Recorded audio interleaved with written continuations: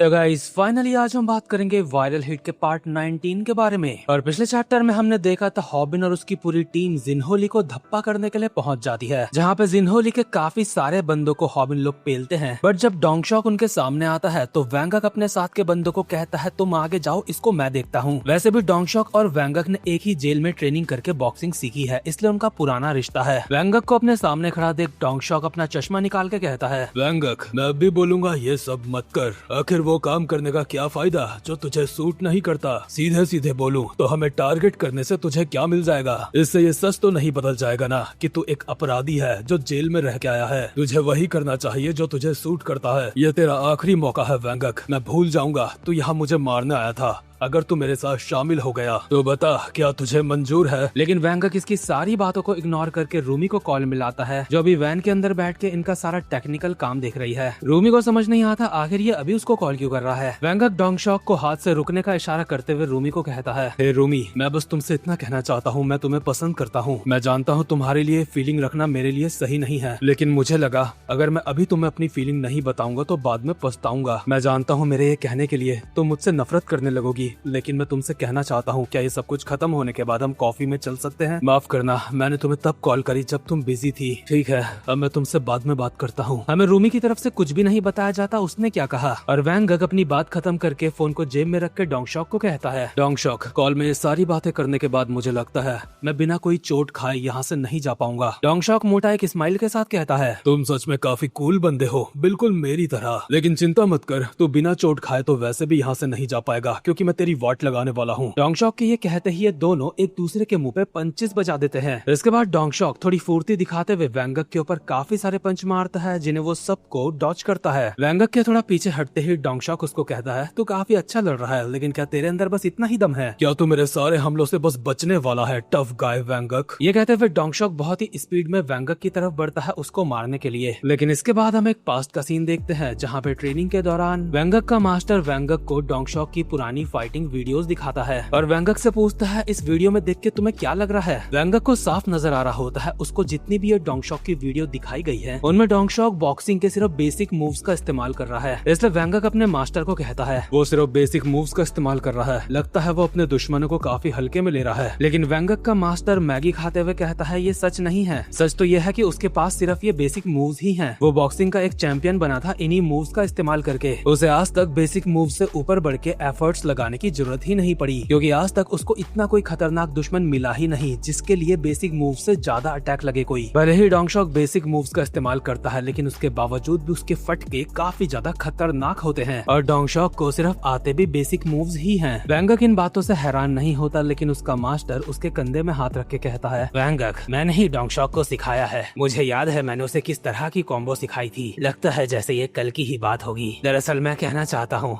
एक रास्ता है जिससे तुम डोंगशॉक को हरा सकते हो। मतलब देख रहे हो वैंगक का मास्टर पहले वैंगक को बोल रहा था तू डोंगशॉक को नहीं हरा सकता, लेकिन बुढ़ाऊ अब अपनी बात से पलट चुका है। शायद वैंगक की डेडिकेशन देख के उसका मन बदला होगा। वैंगक का मास्टर कहता है, वैंगक, एक आउट बॉक्सर के तौर पे कुछ ऐसा है जो तुम काफी अच्छे से करते हो, यानी कि आउट बॉक्सर्स का आइकॉनिक मूव, यानी कि काउंटर अटैक। इसके बाद हम वापस से प्रेजेंट मोमेंट में आते हैं जहाँ पे डोंगशॉक वैंगक के ऊपर रश कर चुका है, बट वैंगक इसके पंच से बच के उल्टा इसी के मुंह पे एक पंच बजा देता है, जिससे डोंगशॉक नाक से खून थूक देता है। लेकिन उसके बावजूद भी वैंगक के ऊपर हमला करने के लिए आता है, बट वैंगक इस बार भी उसके हमले से बच के दोबारा से इसके मुंह पे एक मुक्का बजा देता है। इसके बाद डोंगशॉक की कमर में मुक्का पड़ता है, इसके बाद मुंह पे, और इसके बाद लगातार काफी सारे मुक्के इसके मुंह पे पड़ते हैं। और इसी पल के लिए वैंगक के मास्टर ने उसको कहा था, वैंगक, तुम्हें डरना बिल्कुल भी नहीं है, क्योंकि तुम्हारे पास कुछ ऐसा है जिसकी कभी डोंगशॉक को जरूरत ही नहीं पड़ी, और वो है डेडिकेशन। तुमने ही मुझे कहा था किसी के अंदर कुदरती तौर से बॉक्सिंग का टैलेंट नहीं होता, उसे सीखनी ही पड़ती है। टफ गाय वैंगक खान, मुझे साबित करो जो तुमने कहा था वो सच है। और वो चीज वो सच करता हुआ दिखाई दे रहा होता है प्रेजेंट मोमेंट में, जहाँ पे वो डोंगशॉक के मुंह पे मुक्के ही मुक्के बजाए जा रहा है। लेकिन अगले ही पल डोंगशॉक खुद को संभालते हुए इसके ऊपर भी एक हमला करने के लिए आगे बढ़ता है। अब इन दोनों के मुक्के एक दूसरे के मुंह की तरफ बढ़ रहे होते हैं और वैंगक इस बार भी इसके मुक्के से बच के इसके मुंह पे मुक्का बजाने की सोच रहा है, लेकिन उल्टा डोंगशॉक ही इसके मुक्के से बच के वैंगक के मुंह पे मुक्का बजा के उसको जमीन में चिपका देता है और कहता है, तो तू इसे ऐसे कर रहा था, है ना वैंगक? हरामजादे, लगता है तू काफी तैयारी के साथ आया था। लेकिन क्या तेरे टीचर ने तुझे ये नहीं बताया? तुझे बॉक्सिंग प्रोडिजी डोंगशॉक से पंगा नहीं लेना चाहिए था। वैंगक को जमीन में गिरा के कंघी से ही अपने बाल तो ऐसा बना रहा है जैसे काफी बढ़िया बाल होंगे इसके, लेकिन फिर भी मोटे के चेहरे में कॉन्फिडेंस अलग ही लेवल का है। खैर वैंगक जमीन में गिर चुका है, उसकी आंखें ऑलमोस्ट सफेद पड़ चुकी हैं। उसे यकीन नहीं हो रहा डोंगशॉक ने उसको वही हमला मार दिया जो वो डोंगशॉक के ऊपर मारने की सोच रहा था। लेकिन मोटा डोंगशॉक अब भी स्टाइल दिखाते हुए उसको कहता है, तुझे पता भी है बॉक्सिंग में टैलेंट ही क्यों मायने रखता है? क्योंकि जो कोई भी सिर्फ डेडिकेशन के भरोसे बॉक्सिंग करता है,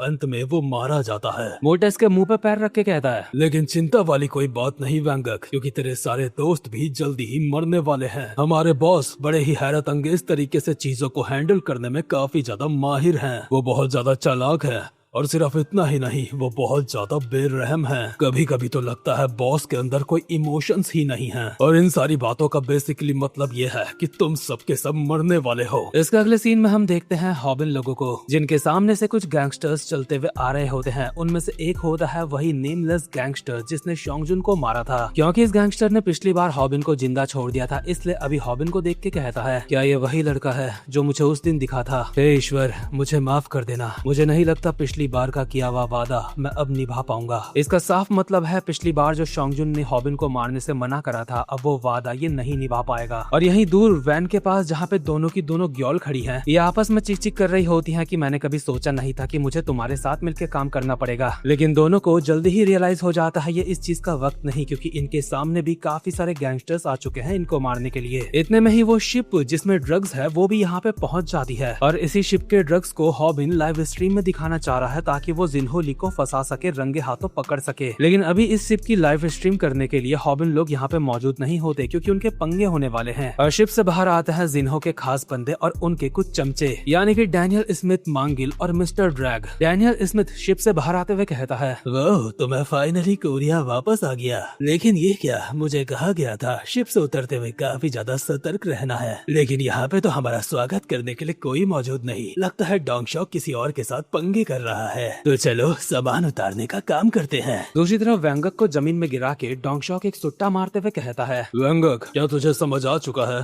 तेरा खेल खत्म हो चुका है। तुम सब के सब अब मरने वाले हो। लेकिन मैं सोच रहा हूँ आखिर तुझे निपटाने के लिए मुझे कौन सा तरीका इस्तेमाल करना चाहिए। लेकिन इतने में ही वैंगक अपनी जगह पे उठ के पीछे से इसके एक मुक्का बजा देता है जिसको ये डॉच कर लेता है, लेकिन इसकी आधी सिगरेट उस मुक्के से टूट जाती है। डोंगशॉक हैरान होता है और वैंगक उसको कहता है, हम जानते हैं जिन्होली काफी ज्यादा चालाक है, लेकिन हम भी यहाँ पे बिना किसी प्लान के नहीं आए हैं। दूसरी तरफ दोनों ग्योल काफी सारे गैंगस्टर्स का सामना करने के लिए तैयार होती हैं। साथ ही साथ में इतने सारे गैंगस्टर्स को देख के उनके चेहरे में नर्वसनेस भी साफ साफ नजर आ रही है। और जैसे ही वो गैंगस्टर्स इन दोनों अबला नारियों के ऊपर झपटते हैं, दूर से एक प्रोटीन का डब्बा उड़ता हुआ आता है और एक गैंगस्टर के मुंह पे जाके लगता है। जिसने ये डब्बा फेंका है, पगली ग्योल उसको कहती है, तूने तो मुझे डरा ही दिया साले, आखिर तुझे इतनी देर कहाँ लगी? और हम देखते हैं इन लड़कियों की मदद करने के लिए यहाँ पे आए हैं 3 हरामखोर जो कभी हॉबिन के दुश्मन हुआ करते थे। एक है योनशु ली, दूसरा जीसू, तीसरा योक्शु। तीनों ही अपने को कहीं का राजा समझ रहे होते हैं, अलग ही मस्ती में होते हैं तीनों। खास करके जीसू जो ना जाने किसको बोल रहा है, प्लीज मेरी फोटोज मत खींचो, हालांकि उसकी कोई फोटो खींच भी नहीं रहा है। और योक्शु अलग ही ग्योल को देख के शर्मा रहा है, उसके गाल लाल हो रहे हैं, इसलिए पगली ग्योल कहती है, तू शर्मा क्यों रहा है भाई, लाल क्यों हो रहे तेरे गाल? लेकिन यहाँ पे सिर्फ यही 3 हॉबिन लोगों की मदद करने नहीं आए हैं, फाइनल बंदे का अराइवल बाकी है। और जैसे ही वो बंदा इस जमीन में कदम रखता है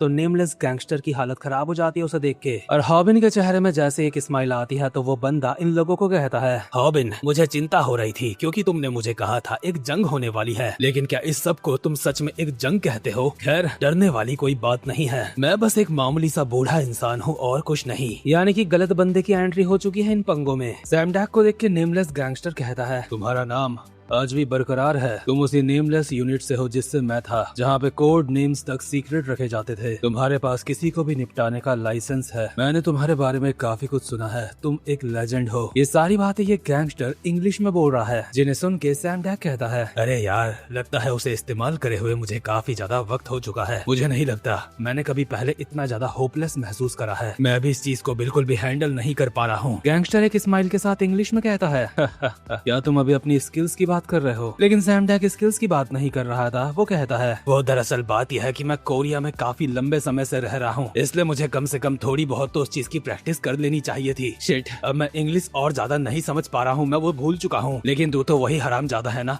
जो काफी सारे गुंडों के साथ मेरे घर आया था। अबे साले, लेकिन तू हमेशा ऐसे सूट वूट पहन के क्यों रहता है बे? नेमलेस सैमडैक के माथे में गन लगा के कहता है, इससे कोई फर्क नहीं पड़ता अगर तुझे मेरी भाषा समझ नहीं आ रही है, क्योंकि वैसे भी तू अब मेरे हाथों से मारा जाने वाला है। मेरी यूनिट में जो मेरे बाद शामिल हुए थे वो भी मुझे लेजेंड मानते थे। मेरी इच्छा थी मैं तुझे कभी एक्शन में देखूं, लेकिन अभी मेरे पास उसके लिए वक्त नहीं, इसलिए अलविदा। ये जैसे ही गोली चलाने वाला था, सैमडैक कहता है, हरामजादे, मेरे ऊपर गन लगाने के लिए तुझे बिल्कुल भी वक्त नहीं लगा है ना? लेकिन क्या तू ये नहीं जानना चाहता कैसे किसी गन वाले इंसान को हम फाइट में हरा सकते हैं? यही है final part fighting technique series का। इतने में ही नेमलेस ट्रिगर दबा देता है, बट उससे पहले ही सैमडैक उसका गन वाला हाथ पकड़ के साइड करके उसके कंधे से उसको पीछे की तरफ धक्का दे देता है, और उसके गन वाले हाथ में जैसे ही एक लॉक मारने वाला था, नेमलेस अपने दूसरे हाथ से सैमडैक की गर्दन पकड़ने की कोशिश करता है, लेकिन ये कोशिश नाकामयाब होती है क्योंकि सैमडैक इसके पेट में एक कोहनी बजा देता है। इसके बावजूद नेमलेस बार बार कोशिश कर रहा होता है सैमडैक के ऊपर गोली चलाने की, जिसे सैमडैक बार बार उसी का हाथ पकड़ के उसका एम बिगाड़ देता है। बट नेमलेस की गन स्किल्स काफी ज्यादा खतरनाक हैं, इसलिए वो ऐसे ऐसे एंगल से गोली चला रहा है जैसे कोई आम इंसान नहीं चला सकता, लेकिन फिर भी सैमडैक उन सारी गोलियों से बच जाता है। नेमलेस कोशिश करना नहीं छोड़ता, इसलिए सैमडैक उसकी गन ही पकड़ लेता है और एक झटके में ही गन को खोल के रख देता है। इसलिए नेमलेस सैमडैक के बजाता है एक लात, जिससे सैमडैक को कोई असर नहीं होता क्योंकि उसे ब्लॉक कर दिया गया है, और क्योंकि अब उसकी गन काम की नहीं है इसलिए नेमलेस एक चाकू भी निकाल लेता है। बट सैमडैक उसको कहता है, मैं काफी ज्यादा हैरान हो गया था, मुझे लगा था मैं बूढ़ा हो चुका हूँ, क्योंकि तुझे पता है तू गन को काफी अच्छे से हैंडल करता है, लेकिन लगता है तू मेरी पुरानी यूनिट का पार्ट रह चुका है। लेकिन अभी थोड़ी देर पहले शायद तू कुछ बोल रहा था कि मैं एक लेजेंड हूँ। इतने में ही नेमलेस सैमडैक की तरफ चाकू लेके दौड़ जाता है, लेकिन उसे पता भी नहीं चलता सैमडैक ने कब उसको उठा के जमीन में पटक दिया है और उसकी आंखें ऑलमोस्ट सफेद होने वाली हैं। इसलिए नेमलेस अपने मन में कहता है, नहीं,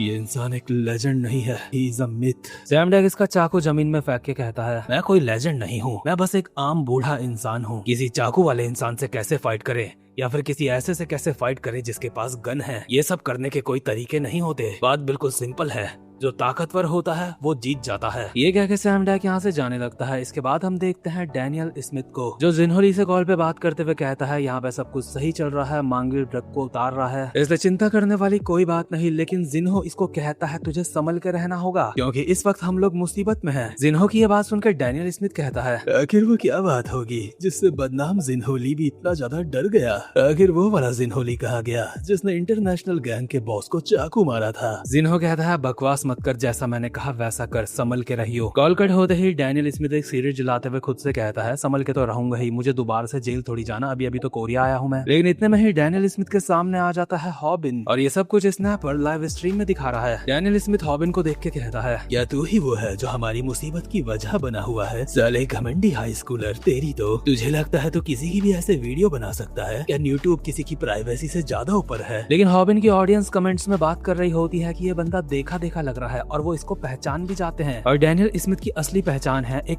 एक्स MMA फाइटर की, जो पहले मुनशोंग किम जैसे बंदे से भी लड़ चुका है, और शायद पहले इसने कोई क्राइम करा होगा, इसलिए कोरिया की सरकार ने इसका कोरिया में आना भी बैन करा है। लेकिन ये अभी कोरिया में मौजूद है, इसका मतलब ये यहाँ पे इलीगली आया है। हॉबिन डैनियल स्मिथ के बिल्कुल सामने आके कहता है, डैनियल स्मिथ, मैं ज्यादा नहीं बोलूंगा, मुझे बस इतना बता, ड्रग्स कहाँ है? दूसरी तरफ योनवू भी भाग रहा होता है शिप में जाने के लिए, ताकि वहाँ पे जो भी गलत काम हो रहे हैं उनको पकड़ सके। इतने में ही मिस्टर ड्रैग उसके सामने आके उसके पेट में एक लात बजा देता है खतरनाक सी, और काफी स्टाइल में कहता है, फाइनली मुझे एक मिल गया, तुमसे मिलके अच्छा लगा कोरियन लड़के। योनवू इससे पूछता है, आखिर तू है कौन बे? लेकिन ये ब्रास नकल पहनते हुए कहता है, इतनी बेकार बात है, मुझे कोई बड़ा हट्टा कट्टा बंदा चाहिए था जिसको मैं मारूं, लेकिन उसकी जगह पे मुझे ये पड़ाकू सा चश्मे वाला बंदा मिला है। इसको तबाह करने में मुझे ज्यादा मजा नहीं आएगा। योनवू कहता है, तुझे लगता है मुझे तबाह करने में तुझे ज्यादा मजा नहीं आएगा? तूने बिल्कुल सही कहा, इसमें तुझे मजा नहीं आने वाला क्योंकि तू ये कर ही नहीं पाएगा। दूसरी तरफ शिप में ड्रग्स को उतारने का काम काफी ज्यादा जोरों शोरों से चल रहा होता है, और इसकी देखरेख कर रहा होता है मांगिल, जो जिन्हो के खास बंदों में से एक है। मांगिल की नजर अभी यहीं साइड में पड़ती है, जहाँ पे उसके बंदों के सामने एक मोटा सा बच्चा आके खड़ा हो चुका है, जो है होंग मांगी। मांगिल के साथ के बंदे पूछते हैं, आखिर इस मोटे के साथ हम क्या करें, जल्दी बताओ। मांगिल कहता है, हमारे पास ज्यादा वक्त नहीं है,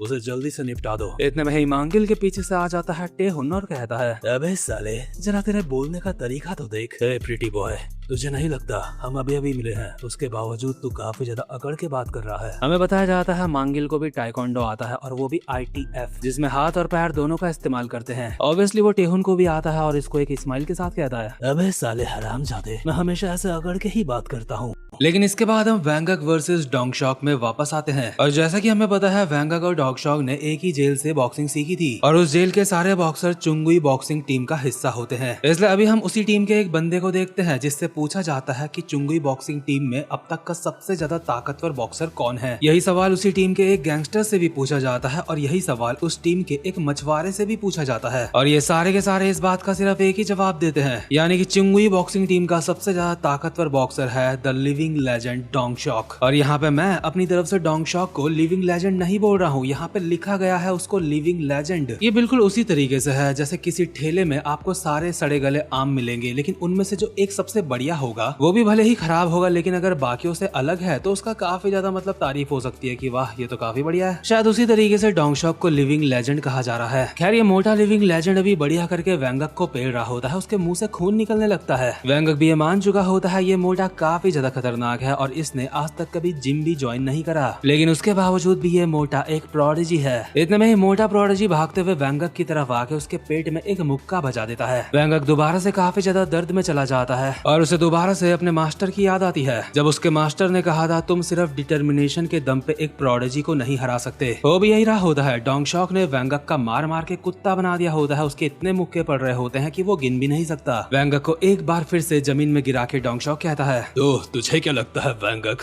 मैं बहुत ज्यादा ताकतवर हूँ है ना? लेकिन वैंगक को याद आ रहा होता है जो उसने रूमी से वादा करा था, ये सब खत्म होने के बाद वो कॉफी पिएगा उसके साथ, इसलिए वो दोबारा से अपनी जगह पे उठ जाता है और फाइटिंग करने के लिए तैयार है। डोंगशॉक इसको कहता है, अबे साले कितनी मार खाएगा, बार बार उठ क्यों जाता है तू? डोंगशॉक दोबारा से इसकी पेलम पलाई स्टार्ट कर देता है और कहता है मर जा हरामखोर। डोंगशॉक को साफ नजर आ रहा होता है भले ही अपनी जगह पे खड़ा है लेकिन खड़े खड़े ये अनकॉन्शियस हो गया है ऐसा लग रहा है। इसलिए चिल्ला के वैंगक को कहता है, तू अब अपने पैर हिला भी नहीं सकता, तो बस एक जगह पे खड़ा हो सकता है, अगर तू हार मान लेगा तो तेरे लिए काम आसान हो जाएगा। डोंगशॉक को बिल्कुल समझ नहीं आ रहा होता है ये इतनी मार खाने के बावजूद भी खड़ा क्यों है, ये हार क्यों नहीं मान रहा। इतने में ही वैंगक इसके बिल्कुल पास आ जाता है। अब तो डोंगशॉक और ज्यादा कंफ्यूज हो जाता है क्योंकि वैंगक एक आउट बॉक्सर है जो दूर रह के फाइट करते हैं। डोंगशॉक की फ्रस्ट्रेशन की सीमा पार हो चुकी है, इसलिए अपने मन में कहता है इस हरामजादे को पता नहीं क्या मैं कौन हूँ, मैं एक प्रोडिजी हूँ और ये प्रोडिजी के सामने ऐसी हरकतें कर रहा है। डोंगशॉक गुस्से में कहता है, ठीक है अगर तू मरना चाहता है तो मैं तेरी ये इच्छा जरूर पूरी करूंगा। लेकिन जो वैंगक अभी थोड़ी देर पहले लगभग अनकॉन्शियस लग रहा था वो डोंगशॉक के मुंह पे एक खतरनाक सा पंच बजा देता है। हमें दोबारा से पास्ट में वैंगक का मास्टर दिखाया जाता है जो दोबारा से वैंगक को बोल रहा होता है डोंगशॉक एक प्रोडिजी है, तुम उसे नहीं हरा सकते। माफ करना मैं तुम्हारा टीचर होके तुमसे ऐसी बात कर रहा हूँ, लेकिन जो सच है वो सच है। दुनिया ऐसे ही काम करती आई है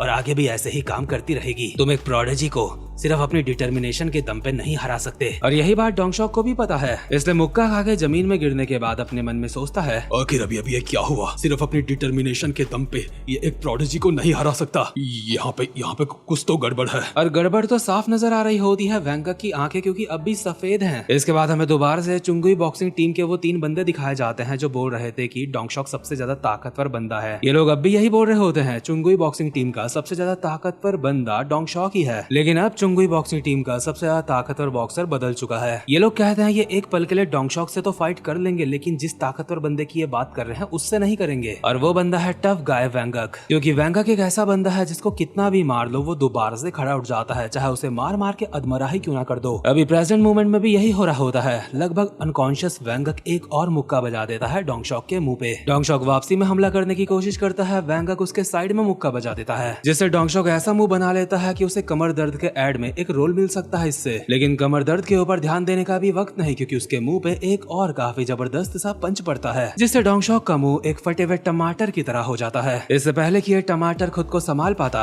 इसकी ठुड्डी में एक और मुक्का पड़ता है और ये नीचे गिरने लगता है, लेकिन नीचे गिरते गिरते भी वैंगक इसके एक मुक्का मारता है लेकिन वो चूक जाता है क्योंकि वो नीचे गिर चुका है। और ये सब करने का हौसला वैंगक के पास आया है रूमी को बचाने से, क्योंकि वो रूमी को सुरक्षित रखना चाहता है, रूमी को खुश रखना चाहता है और वो दिन देखना चाहता है जब वो दोबारा से रूमी के साथ होगा किसी दिन। भले ही वो अब भी रूमी का बॉयफ्रेंड तो नहीं है लेकिन कभी कभी रूमी के साथ तो बैठ जाता है, उसे उससे ही काफी ज्यादा खुशी बेहोशी मिल जाती है। खैर डोंगशॉक को हरा के वैंग गक डोंगशॉक के ऊपर ही गिर जाता है और एक स्माइल के साथ खुद से कहता है, कोच मैंने आपको कहा था ना, बॉक्सिंग में कोई भी प्रोडिजीज नहीं होते। इन दोनों का तमाशा खत्म होने के बाद हम देखते हैं होंग मांगी की टेम्पररी गर्लफ्रेंड को, शायद से जो पहली गर्लफ्रेंड होगी उसकी। हम देखते हैं मांगी जैसा दानव अपने हाइट से आधी लड़की को अपने कंधे में उठा के चल रहा होता है बीच बाजार में। मैं तो सोच रहा हूँ ये लड़की मान कैसे गई इस चीज के लिए, लेकिन वो कहते हैं खुदा ने इस जहां में बनाया है सबके लिए किसी ना किसी को। शायद मांगी ने भगवान से यही लड़की मांगी थी। ये छोटी सी क्यूट सी लड़की मांगी से कहती है, तो कल ही वो दिन है ना जब तुम बोल रहे थे कि कुछ बड़ा होने वाला है। तुमने सही कहा, क्या तुम इस बात से परेशान हो? हम एक दूसरे को ज्यादा लंबे समय से डेट नहीं कर रहे हैं। ऑफ कोर्स मैं परेशान हूँ क्योंकि तुम फाइट करने जा रहे हो। लेकिन जब एक मर्द कुछ बड़ा करने चाहता है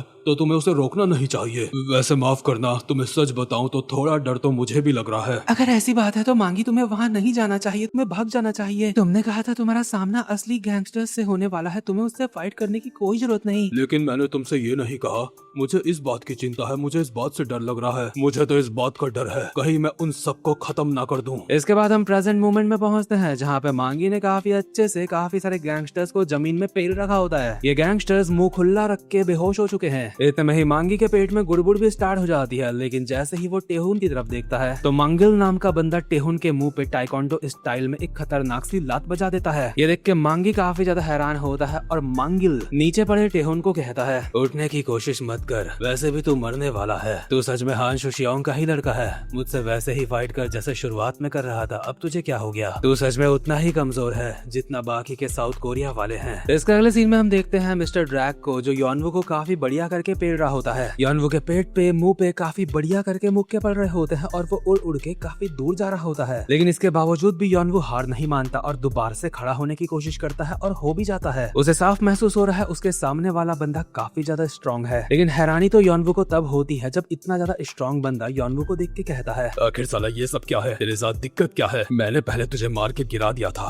तू दोबारा से उठ गया। उससे पहले भी मैंने तुझे मार के गिराया था, तू उससे पहले भी उठा और उससे पहले भी बार बार तू बस उठता रहता है। आखिर तू ऐसे कितनी बार वापस से मार खा के उठने वाला है? क्या ये सब कुछ तो अपने दोस्तों की वजह से कर रहा है या फिर किसी लड़की की वजह से? ड्रैग अपने मन में सोच रहा होता है, आखिर साला ये है कौन? कहीं किसी गलत बंदे से फाइट तो नहीं ले ली मैंने? योनवू अपनी जैकेट निकाल के एक स्माइल के साथ कहता है, बार बार उठ के खड़ा होना, अपनी लिमिट्स को टेस्ट करना होता है और क्योकुशिन कराटे हमें यही सिखाता है। इसके बाद वापस से हम मांगिल वर्सेस टेहुन की फाइट में आते हैं जहाँ पे मांगिल टेहुन को मार के जमीन में गिरा देता है और उसे कमजोर कहता है और बाकी के साउथ कोरिया के फाइटर्स को भी। टेहुन को जमीन में गिरा देख मांगी किसी जंगली जानवर की तरह टेहुन को बचाने के लिए भागता हुआ आता है, लेकिन टेहुन उसको कहता है, वही खड़ा रह, मुझे तेरी मदद नहीं चाहिए क्योंकि तेरी मदद लेना मेरे लिए बहुत ज्यादा शर्मनाक है। ये कह के टेहुन अपनी जगह पे उठ के मांगिल के ऊपर काफी सारी लातें बजाने लगता है और कहता है, तो बता साले, अभी थोड़ी देर पहले तू क्या बोल रहा था? लेकिन मांगिल को टेहुन की लातों का कोई असर नहीं होता और काफी सारी लातों को तो वो डॉज भी कर लेता है और कहता है, आखिर तू क्या कर रहा है बच्चे? क्या तू ऐसे किसी चींटी को भी मार सकता है अपनी टाइकोंडो की बेकार स्किल से? तू सच में हान शुशियोंग का ही लड़का है। भले ही वो तुझे सड़क से उठा के लाया हो, लेकिन मैं बता सकता हूँ तू उसी का लड़का है। मुझे आज भी वो दिन याद है जिस दिन मैं तेरे बाप से मिला था। वो एक बहुत ही बुरी याद है जिसमें अपमान का दर्द छुपा हुआ है। मैं उस अपमानित दिन को बार बार जीता हूँ और लगातार खुद को ताकतवर बनाने की कोशिश करता रहता हूँ उसको याद करते हुए। भले ही जिनहोली के साथ मैं किसी और वजह से काम करता हूँ, लेकिन मेरा असली मकसद तो तेरे बाप को ही मारना है। यानी कि पहले हान शुशियोंग ने कभी इसकी तोड़ी होगी, इसलिए ये काफी ज्यादा पीछे पड़ा है हान शुशियोंग के। लेकिन हानचो नहीं मिला तो उसका बेटा ही सही। मांगिल अभी घुमा के टेहुन के पेट में एक लात मारता है जिससे टेहुन की हालत खराब हो जाती है और मांगिल कहता है, तेरा बाप वो हरामजादा बहुत ज्यादा खुश होगा जब मैं उससे मिलने जाऊंगा तेरी लाश लेके। टेहुन इसको कहता है, चुब्बे कुत्ते, और जंप करके 1080 डिग्री वाली किक मारता है जो एक किक में ही काफी ज्यादा एचपी डाउन कर देती है सामने वाले की। लेकिन मांगिल इस किक को सिर्फ अपना सर साइड करके ही डॉज कर लेता है और उल्टा टेहुन के ही पेट में लात मार के उसको पीछे कर देता है और टेहुन को कहता है, बेटे जो तू मार रहा था उसको ऐसे मारते हैं, मैं दिखाता हूँ तुझे। इसके अगले ही पल मांगिल हवा में जंप करके 1080 डिग्री वाली किक उल्टा टेहुन के ही बजा देता है और इस एक लात में टेहुन सीधा जमीन में जाके गिरता है। ये देख के मांगी को काफी ज्यादा गुस्सा आता है और भागते हुए आता है उसको बचाने के लिए। लेकिन फिर भी मांगिल बहुत ज्यादा रिलैक्स्ड होके कहता है, तुम बच्चों के अंदर ताकतवर बनने की वो बेचैनी नहीं है। तुम जैसे बच्चे जिनके पास बचपन से रहने के लिए घर था, उन्हें ये कभी नहीं पता चल सकता कि भूख क्या होती है। तुम कभी नहीं जान सकते एक मरते दम तक की खूनी फाइट क्या होती है। बच्चे, मुझसे कोई गिला शिकवा मत रखियो, क्योंकि जल्दी ही तेरे बाप को भी मैं मारने वाला हूँ। लेकिन यहाँ पे अपनी औकात से ज्यादा बोल गया ये। बाप को मारने का तो बस ये ख्वाब ही देख सकता है जब तक बेटे की सांसें चल रही हैं। अभी जैसे ये टेहुन के एक लात मार के उसको फिनिश करने की सोच रहा था, इतने में ही हम एक पास्ट का सीन देखते हैं जहाँ पे हांशु टेहुन को कहते हैं, आखिर तू ताकतवर क्यों बनना चाहता है बे?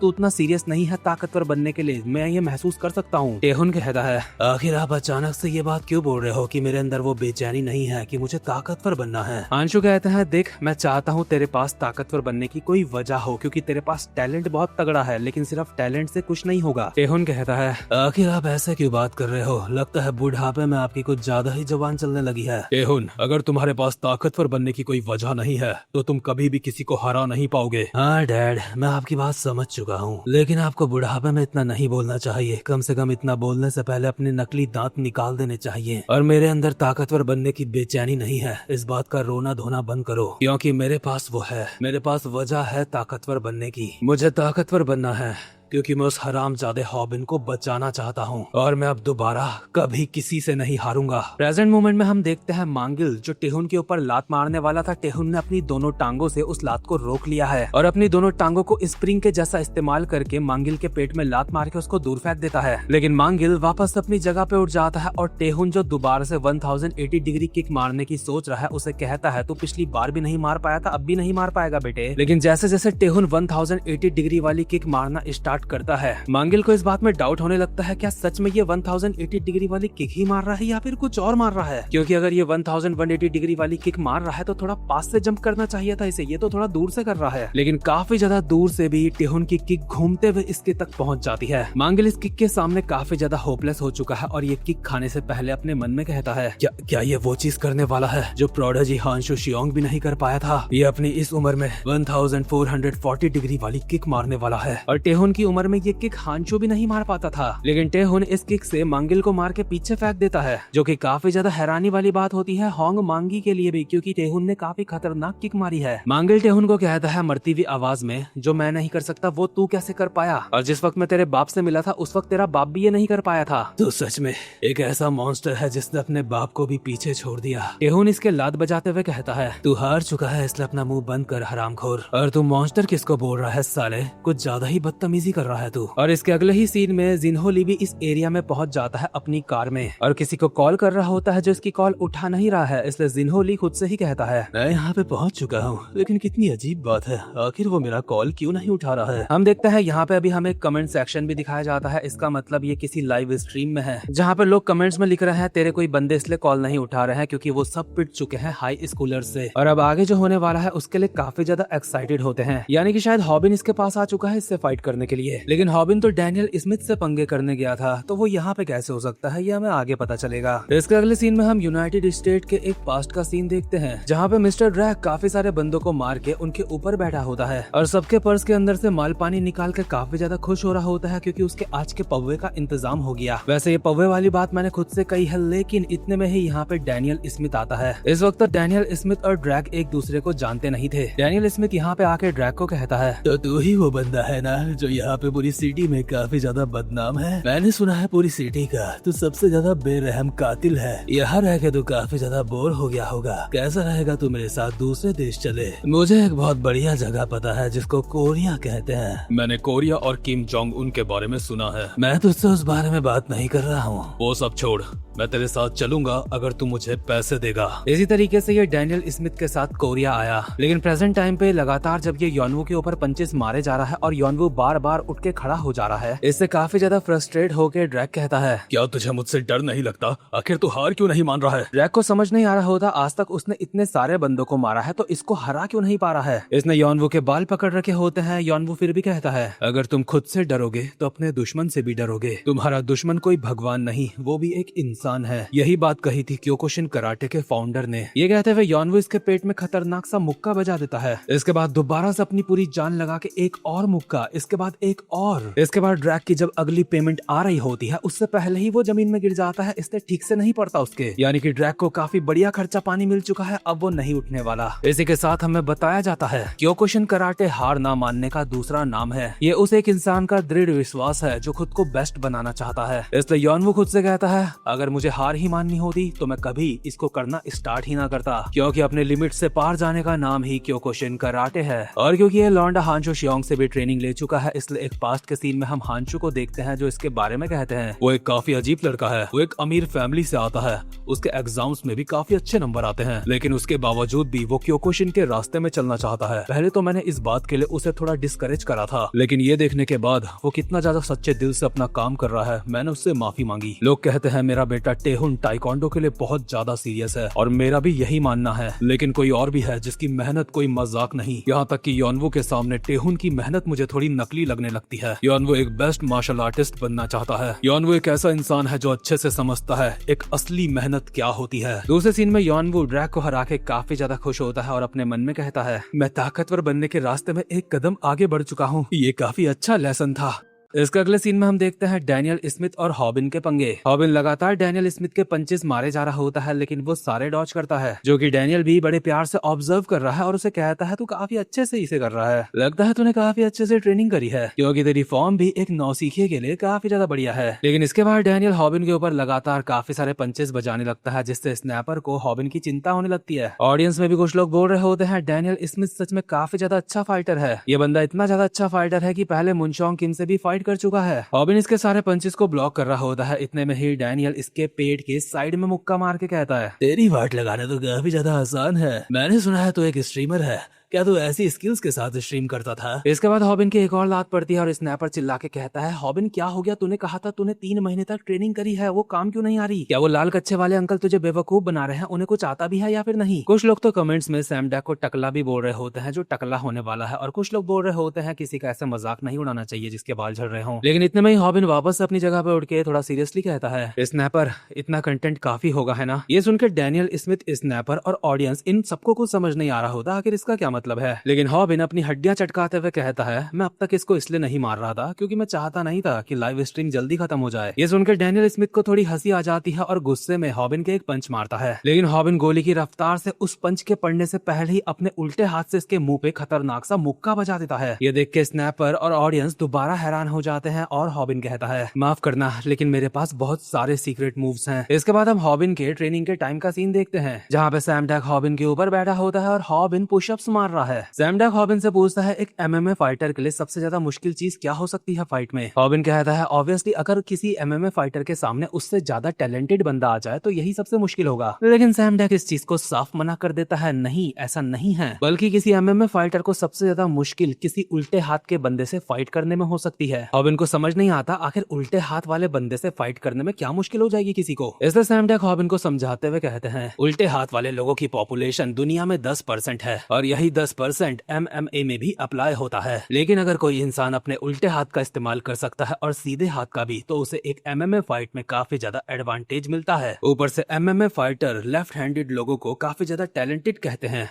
इसका मतलब हुआ कि मैं अब तुम सही समझे, आज से तुम अपने दोनों हाथों का इस्तेमाल करके लड़ने वाले हो। यानी कि आसान शब्दों में किसी भी इंसान का एक ही डोमिनेटिंग हाथ होता है जिसको वो ज्यादा इस्तेमाल करता है, लेकिन हॉबिन दोनों को ज्यादा इस्तेमाल करेगा अब, क्योंकि अगर हॉबिन अपने दोनों ही हाथों का बराबर तरीके से इस्तेमाल कर पाएगा तो उसके अपोनेंट को अपनी स्ट्रेटेजी चेंज करनी पड़ेगी हॉबिन के खिलाफ, और हॉबिन अपने अपोनेंट के ऊपर सरप्राइज अटैक भी मार पाएगा। इस वजह से ट्रेनिंग के लिए सैम डैक हॉबिन का राइट हैंड बांध देता है और वो काफी ज्यादा तगड़ी ट्रेनिंग करता है एक हाथ के साथ। इसके बाद राइट पैर और राइट हाथ दोनों ही बांध दिए जाते हैं और फिर ऐसी कंडीशन में भाई को पुलअप्स भी मरवाए जाते हैं। और इतनी ज्यादा खतरनाक ट्रेनिंग का असर हमें देखने को मिलता है प्रेजेंट टाइम पे, जब डैनियल स्मिथ हॉबिन के मुंह पे एक पंच मारने वाला था, लेकिन हॉबिन बड़े ही प्यार से उसको डॉच करके अचानक से अपने लेफ्ट हैंड का इस्तेमाल करके इसके मुंह पे मुक्का बजा देता है, जो देख के स्नैपर हैरान होता है और कमेंट्स में लोग आपस में बातें करने लगते हैं ये कैसा मतलब क्या था ये। हॉबिन के इस हमले से रिलेटेड लोग यूएफसी चैंपियन मैग्रेगर के सिग्नेचर मूव की भी बात कर रहे होते हैं। खैर ये मुक्का पड़ने के बाद हॉबिन रुकता नहीं और डैनियल स्मिथ की टांग के आगे एक लात बजा देता है, जिसके जिसको कहते हैं the front leg oblique kick. ये बिल्कुल वही लात है जो सैम डैग भी काफी सारे लोगों के मारा करता है। इस लात से डैनियल स्मिथ की नी बोन थोड़ी सी खिसक चुकी होती है, हड्डी क्रैक हो चुकी होती है और हॉबिन दोबारा से भागता हुआ आता है उल्टे हाथ का इसके एक मुक्का मारने के लिए। लेकिन इस बार डैनियल स्मिथ तैयार था और इस हमले से बच जाता है। लेकिन इस हमले से बचते ही उसे एहसास होता है ये भी एक चाल थी, क्योंकि इस हमले से बचते ही डैनियल स्मिथ ने अपना गार्ड डाउन कर दिया था एक सेकंड के लिए और हॉबिन उसी का इंतजार कर रहा था, जिसके फलस्वरूप डैनियल के गर्दन में पड़ती है एक खतरनाक सी लात।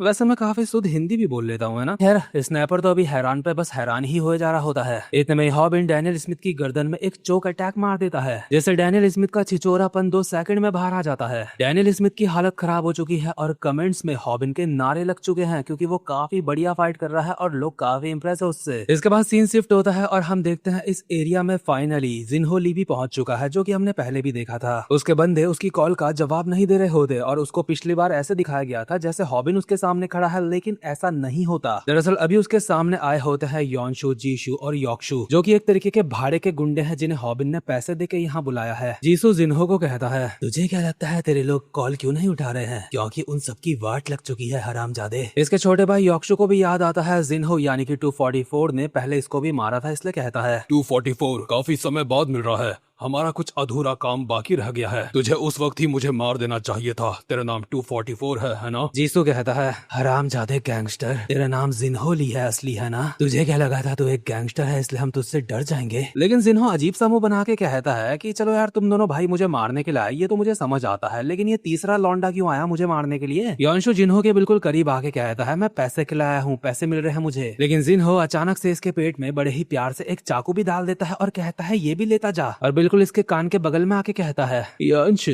आज मैं काफी ज्यादा बिजी हूँ, कल आना। लेकिन जिस हिसाब से योंशु के चाकू पड़ा है वो कल आने के लायक नहीं बचा। हालांकि गाइडलाइंस की वजह से मानवा में ज्यादा ब्लड नहीं दिखाया गया है यहाँ पे, पर चाकू पड़ा तो काफी बढ़िया है, जो देख के दोनों भाई जिन्हो के ऊपर झपट पड़ते हैं। लेकिन जिन्हो योंशु के एक लात मारता है और योंशु जीसू के ऊपर जाके गिरता है। इसके बाद योक्शु के अंडों में जिन्हो बजा देता है एक लात और कहता है, मैंने पहले भी कहा था बदला लेना एक बचकानी हरकत होती है और इस बचकानी हरकत की वजह से तुम भगवान को प्यारे होने वाले हो। अंडों में लात खा के योक्शु सुपर सैयन गोकू बन चुका है। बस फर्क इतना है गोकू पावर अप करने के लिए चिल्लाता है, ये दर्द के मारे चिल्ला रहा है। इसका दर्द और ज्यादा बढ़ाने के लिए जिन्हो अपना सर इसके मुंह पे दे मारता है। ये देख के जीसू गालियां देता हुआ जिन्हो की तरफ आता है उसको मारने के लिए, लेकिन जिन्हो जिसने दोनों हाथों से योक्शु के बाल पकड़े हैं एक लात मार के जीसू को पीछे कर देता है दोबारा और योक्शु की कमर पकड़ के उसको जिंदा उठा के जमीन में पटक देता है। योक्शु फिर भी सोच रहा होता है कि मैं इस दर्द को सह सकता हूँ। इतने में ही जिन्हो एक और बार उसको दोबारा से उठा के पटक देता है और योक्शु की हालत इतनी बुरी हो जाती है कि जैसे पैदा ही ऐसे हुआ था। ये देख के जीसू की हिम्मत टूटने लगती है, लेकिन अपने भाई को ऐसा देख के वो जमीन में पड़ा चाकू उठा के भाग के आता है जिन्हो को मारने के लिए, लेकिन इसका कोई फायदा नहीं होता। जिन्हो इसके एक रैपट मार के कहता है, अबे चल ना दोबारा से ट्राई कर, अब दोबारा से ट्राई कर। ऐसे करते करते जीसू के लगभग 3 थप्पड़ पड़ते हैं और तीसरे थप्पड़ में वो जमीन में गिर चुका है। इसके बाद जिन्हो चाकू उठा के जीसू के पास आके कहता है,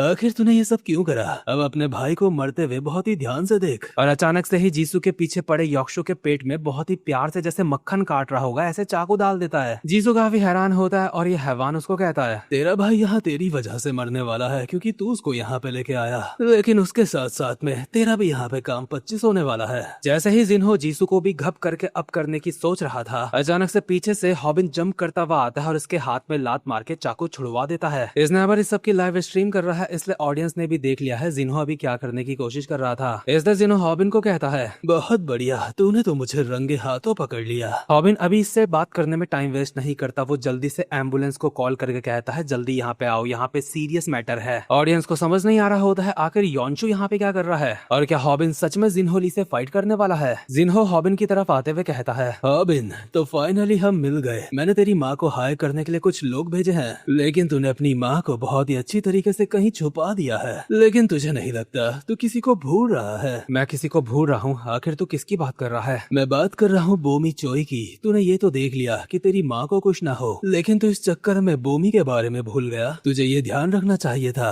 कि तेरे किसी भी बंदे को या फिर लड़की को कोई दिक्कत ना हो। अब तो वो गई, तुझे सिर्फ एक इंसान को बचाने में अपना ध्यान नहीं लगाना चाहिए था। अभी सच में जहाँ बोमी होती है उसके सामने से उसको मारने के लिए काफी सारे लोग आ रहे होते हैं, लेकिन दूसरी तरफ हॉबिन जिन्हो को कहता है, जिन्हो मुझे काफी बुरा लगा, मैं तेरे सामने खड़ा हूँ और तू किसी और के बारे में बात कर रहा है। तू चिंता मत कर, मैंने पुलिस पुलिस से भी ज्यादा किसी भरोसेमंद इंसान को उसको बचाने के लिए भेज दिया है। और हम देखते हैं बोमी को बचाने के लिए उसके सामने आ जाता है मुनशोंग। मुनशोंग बोमी की तरफ प्यार भरी नजरों से देखता है और दरवाजा बंद कर देता है, यानी कि अब मुनशोंग और बोमी के बीच में दरवाजा है ताकि गुंडे लोग बोमी तक ना पहुंच पाए। और हम एक थोड़े से पुराने सीन में देखते हैं जहाँ पे मुनशोंग लोगन ग्रासी से कहता है आज मैं यूनाइटेड स्टेट नहीं जा पाऊंगा, आज मुझे बहुत जरूरी काम है। लोगन ग्रासी कहता है देख एक बार फिर से सोच ले, तेरा वहां जाना बहुत ज्यादा जरूरी है। लेकिन मुनशोंग के लिए बोमी से ज्यादा जरूरी कुछ नहीं, इसलिए प्रेजेंट टाइम पे कॉल करके लोगन ग्रासी को कहता है मैंने बहुत सोचा और मैंने अपना फैसला कर लिया है। दूसरी तरफ हॉबिन जिन्हो से फाइट करने के लिए तैयार हो जाता है और ऑडियंस एक्साइटेड है, उन्हें हॉबिन से उम्मीद है। हॉबिन फाइटिंग पोजीशन में आके जिन्हो को कहता है जिन्हो अब हमें ये स्टार्ट करना चाहिए। जिन्हो भी अपनी स्लीव्स ऊपर करते हुए कहता है या तू कैमरा बंद कर सकता है, मुझे कैमरे के सामने सब करना अजीब लगता है। स्नैपर अब भी नर्वस और हॉबिन जिन्हो को कहता है आज मैं तुझे दिखाऊंगा एक रेसलर को कैसे हराया जाता है, लेकिन वो अलग बात है तू सच में एक रेसलर है भी या फिर नहीं, बता हरामजादे गैंगस्टर, मेरी बात का जवाब दे। ऑडियंस में कुछ लोग उम्मीद कर रहे होते हैं हॉबिन को कहीं ज्यादा चोट ना लग जाए और कुछ लोग होने वाली फाइट की वजह से काफी ज्यादा नर्वस होते हैं। लेकिन इंटरेस्टिंग बात तो यह है हॉबिन के पीछे शैडो है सैम डैक की। इसका मतलब बूम बाम काफी ज्यादा बढ़िया होने वाला है, लेकिन इसी के साथ ये वाला पार्ट भी यहीं पे खत्म होता है। और अगर आपको इसी तरीके की क्वालिटी एक्सप्लेनेशन चाहिए और अब तक आपने चैनल को सब्सक्राइब नहीं करा या फिर बेल आइकन को प्रेस नहीं करा तो कर लेना ताकि आप कोई भी वीडियो मिस ना कर पाओ। अब मैं मिलूंगा आपसे अपनी नेक्स्ट वीडियो में, तब तक के लिए मजे करो।